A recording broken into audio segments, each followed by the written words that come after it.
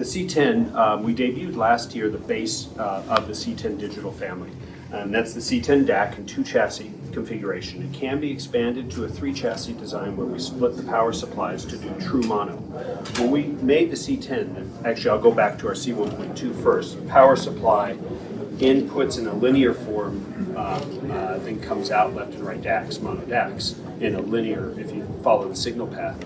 We did the C10, we knew we were going to do at least a 2-piece design, so all power supply got moved here. What allowed me was the real estate, or me, the team, to create just the analog and digital circuitry in a mirror configuration because we could use all the real estate. So we have a true mono DAC for each channel in both sides with a clock in the middle.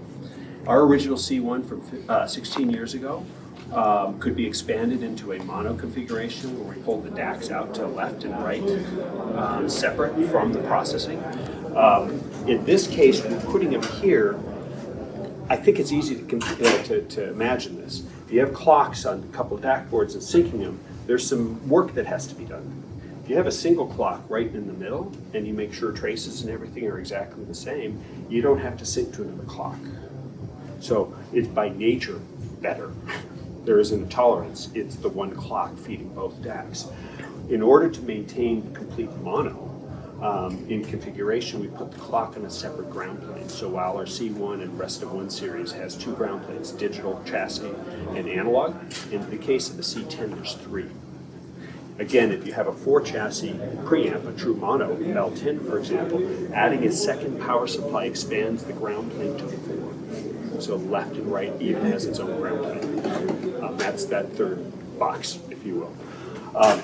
This year what we're debuting is taking probably the biggest sonic improvement from the C1 to C1 mono was getting the DACs away from all the processing. This is called the C10 conductor. So whether it's done before by us, or if you already have a C10, if you're one of the lucky ones in the last 6 months that got one, we can, in the field, we'll take the 2 DAC boards out. We'll move them into the C10 conductor, which has a clock and nothing more. It has its own dedicated power supply, or 2, same difference. The controller, the C10, becomes just the controller and does all of the processing. The DACs live in their own environment, either on separate ground planes or combined on a single piece.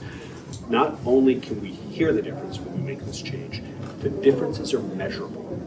It is a huge improvement to get the DACs out of the processor, if you will.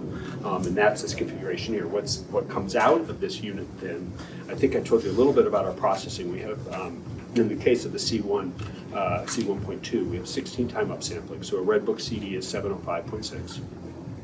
It's done with our proprietary spline filters, which virtually eliminate the latest iteration, fixed point, virtually eliminates pre and post ringing. Last year we did seminars on, and we showed graphs of conventional classical upsampling or classic upsampling filters and the amount of pre-ringing, post-ringing. In ours, which has virtually none, when you look at most of the leading DACs out there, in the high performance realm, you get to choose which filter sounds best on your system. It moves your priority from pre to post or linearity, but there's always something. You're compromising one for the other. It's like loading on a phono cartridge. There's no perfect solution, you find the best solution. If you can get rid of the pre and post ringing in front, we think it's better. We do give up a little bit of accuracy in the frequency response domain. At 19K, we're off by 1/10 of a dB. There's nobody in this room that can hear 19K.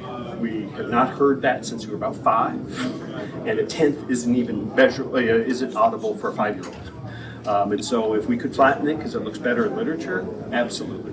But to have the time coherence, to eliminate all of the unwanted information, allowing us to listen to the full harmonic structure and the like as we want, giving us room cues.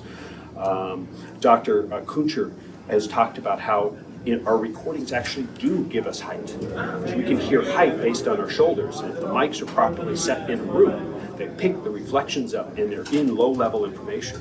So in a sound stage, you should be able to hear height if the recording's good enough. That's actually been documented at this point with multiple panels and listening thing today.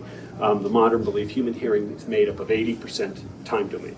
Only 20% is made up of frequency amplitude domain. So we have to rethink the way we're doing it. That's a little bit of the C10. It is upsampling. By the way, we're doing 8 DACs per channel, but we're not doing them in parallel. The 8 DACs per channel in differential mode are time shifted, and so they're each doing a piece. So this unit goes from 16 times upsampling, the effective resolution is 64 times, or 2.833 megahertz for a Redbook CD, which is DSD1. Big difference with DSD1 versus this, or standard DSD. We're not 1-bit, we're 24-bit. All of our calculations are, spline filters are calculated at 32, and right before D to A, they become 24. Incredible accuracy. 3.0 for 3.07, I believe, is the resonant megahertz for a 48K multiple. So there's 2. So when you look at the front of the conductor, you will see if we played a 48 multiple, 96K like we did earlier, it goes to 307. Otherwise, it comes out of this and fully realized, fully processed 24-bit, in this case, 2133.